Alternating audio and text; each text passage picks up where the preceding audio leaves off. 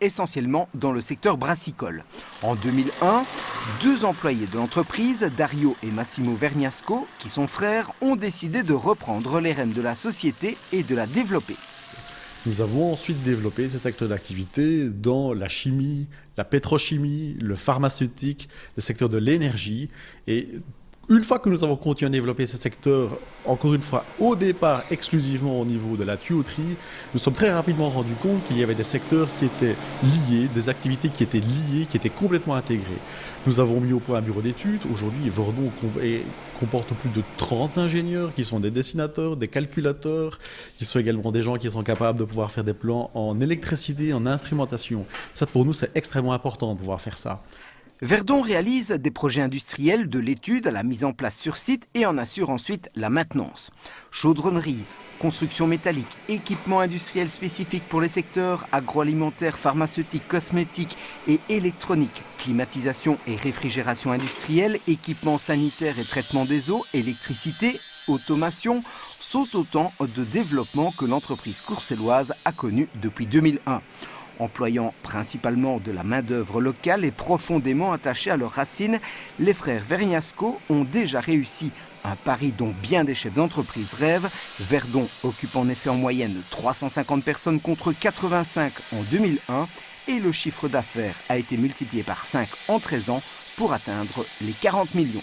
Nos clients, bien, ce sont tous les grands industriels nationaux et internationaux. On va parler de la brasserie, c'est tout le groupe AB InBev, puisque nous travaillons pour eux maintenant, c'est un client historique. C'est les grands secteurs pharmaceutiques que nous connaissons tous, c'est GlaxoSmithKline, c'est Pfizer, c'est UCB, c'est Baxter. C'est également le secteur de chimie et pétrochimie, comme ex-UCB, Cytec. C'est également des gens comme Total Petrochemical. C'est également des secteurs de l'énergie, c'est Electrabel aujourd'hui, et c'est également les secteurs de centrales, de production d'électricité comme SPE et compagnie. Verdon vient de reprendre dans son giron la société Cordier à Oudin spécialisée en montage et construction métallique. Pour Massimo Vergnasco, c'est l'occasion d'élargir sa gamme de services, mais également de sauver une quarantaine d'emplois extrêmement pointus. Cordier fait partie d'entreprises qui avaient énormément de crédits dans la région, qui avaient un savoir-faire, qui avaient des gens qui possédaient des compétences. Quand nous avons malheureusement appris que cette entreprise allait cesser son activité de par la faillite, nous sommes immédiatement penchés sur le profil de l'entreprise et nous avons analysé le personnel qui possédait des compétences qui étaient complémentaires aux nôtres, puisqu'il possède du personnel qui est capable de travailler dans les secteurs de la maintenance, le secteur du nucléaire, quelque chose que nous n'avions pas actuellement chez Verdon. Donc immédiatement, on s'est dit que nous pouvions à la fois récupérer du personnel de Cordier, les mettre directement au travail au travers d'une activité que nous avions chez Verdon dans un premier temps, et dans un second temps, redynamiser, remettre à jour cette activité du nucléaire qu'avait Cordier. Donc effectivement, pour nous, c'est remettre en place une nouvelle activité chez Verdon que nous n'avions pas ou que nous n'avions pas suffisamment développée.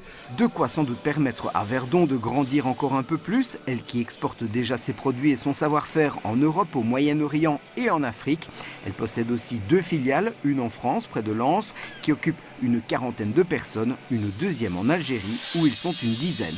Et nous avons pu développer un partenariat entre 2 cultures complètement différentes, qui est le savoir-faire belge, le Made in Belgium, on va dire ainsi, Made in Charleroi, puisque nous construisons ici, nous exportons sur site, là-bas en Algérie, et nous montons avec du personnel local. Donc ça permet de pouvoir développer une activité belge à l'export. Continuer à exporter et développer les compétences du personnel, que ce soit via la formation ou en le spécialisant dans de nouveaux secteurs de niche, sont autant de perspectives que souhaite poursuivre Verdon. En croissance constante depuis 2001, cette success story ne devrait pas s'arrêter en si bon chemin.